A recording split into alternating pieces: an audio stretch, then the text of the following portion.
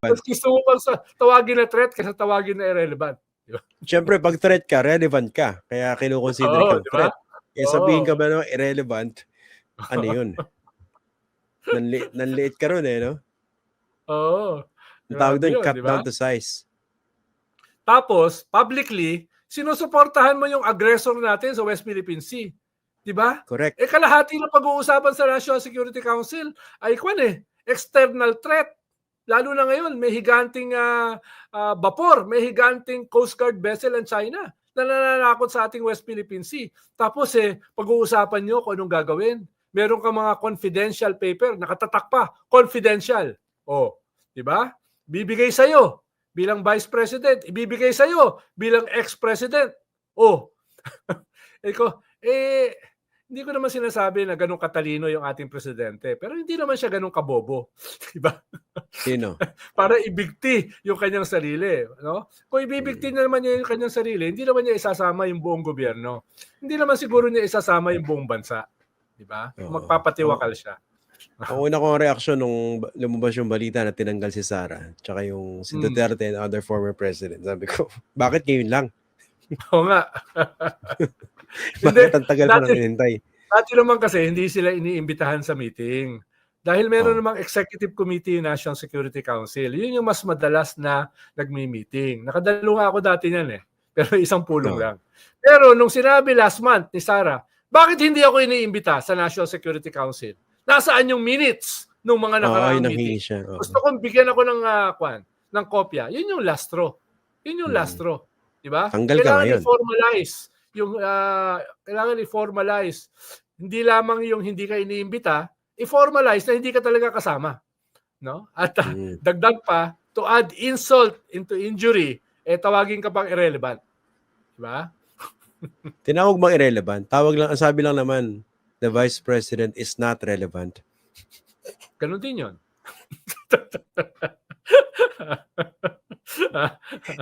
Inahanapan ko lang kahit gano'n mo pa ikutin yun, ganun din ang ibig sabihin nun, di ba? Hindi ka importante. Umalis ka dyan. Di ba? Ito yung sakot na lang. Dati, hindi naman sila natanggal dahil nga, pwede naman sila hindi imbitahan. Dahil ang gumagana naman yung executive committee ng National Security Council. No? At, pero, nung lakas pa na loob bakit ako hindi iniimbitahan dyan? Bakit wala akong copies ng minutes? Yung mga minutes yan, confidential, nakatatak. No? Confidential. Okay. Sa akin nga may nag-object lang di hindi na ako nakadalo ng ikalawang beses. Talaga? Dapat lang. Oo. Kung ako rin yung nasa Security Council, ba't ko naman papapasukin si Ronald Llamas? Kiss and tell yan Hindi ko naman sasabihin sa Fox First. Hindi ko naman sasabihin sa Fox First yun, yung aking confidential papers. Basta pag ako nakapasok sa NSC meeting, ang presidente si Ronald Llamas, magkaka-access ako, confidential, nakatatak yan, di ba? Top secret. Nakatatak, no? Lab. Yun yung dossier ni Pink. Lab. Malalaman ko na kung sino sina Lab. Ayan. Okay.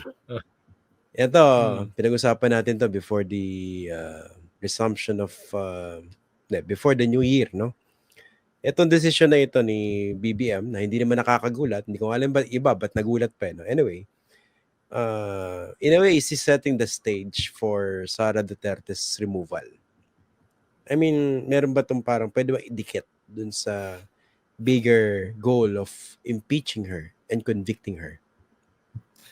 Well, yung mga nagdadalawang isip or skeptical tungkol sa impeachment, medyo nabawasan. Dahil dito sa talagang not so subtle attacks on the Vice President. No? Kung siya ay hindi kasama sa National Security Council, malamang siya ay security threat, national security threat. Hindi ganun kahirap na i-connect yung dots dun sa ganung klaseng pagtingin. Hindi naman tayo nang iintriga, di ba?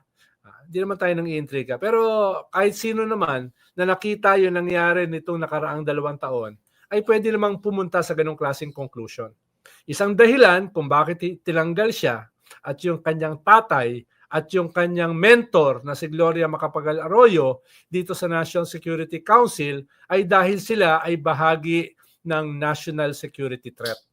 Partly dahil dun sa kanilang mga public threats laban sa gobyerno, laban sa presidente. Halimbawa noong January 2028 sa prayer rally sa Davao na wala namang prayer, na sinabi nila itong bangag na presidente ay dapat wag sundin ng military at police at dapat palitan sa pamamagitan ng coup, mutiny, people power, uprising, secession, and even a hint of assassination. Tapos fast forward, marami pa mga sinabi. Sabi nga ni Baste, baka mangyari sa mga yan, ang nangyari sa mga Romanovs at kay Mussolini. Yun, very overt threat yun sa gobyerno, sa presidente. At marami pa rin nangyari. Marami pa rin mga threats na lumabas in between. Pero yung pinakahuli, ngayong Nobyembre ba o Disyembre? No? Nobyembre ay yung threat mismo ng assassination. Threat mismo ng assassination sa presidente at sa kanyang first lady. Diba? So, yan ba ay papaupuin mo sa National Security Council na isa sa mga mahalagang usapin ay internal security. Diba? Internal security. Isa sa pinakamahalaga. Kaya nga doon sa statement ng presidente, may bilanggit siya eh, kung nakita mo, narinig mo. No? Sa panahon ng national discord. Sino ba yung pinapatamaan niya na nagkokos ng national discord? Maliban dun sa host ng Fox First. No? Maliban dun sa host ng Fox First. Meron namang iba na nag-create niyan. Di ba? Is there a letter S?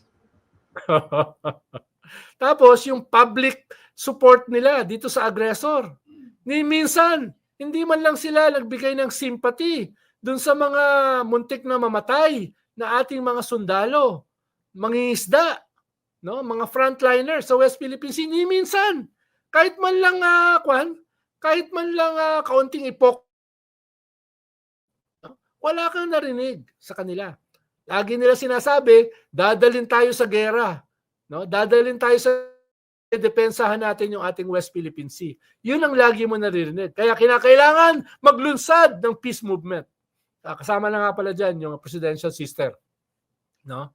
Yung presidential sister. Hindi lang mga Duterte yan. So, yan ay malinaw na external national security threat. Pinagsama mo yung dalawa.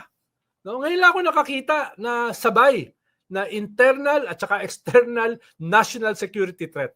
No? Kaya teka lang, na-distract ako. May tanong dito pero hindi ko alam kung dapat kong basahin.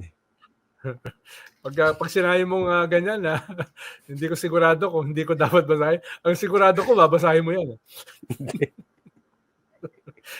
yung ganyan mga pasakalye. Ganyan. Naging ex ba ni Sek Llamas si